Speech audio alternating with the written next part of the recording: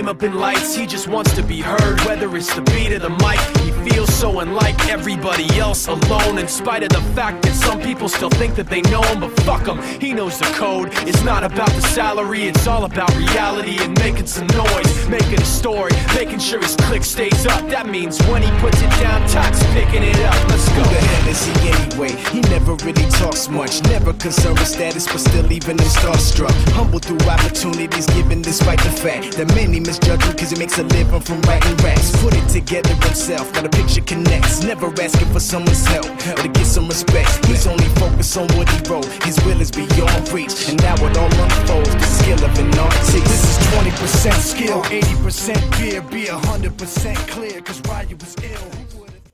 It's over 9,000! What?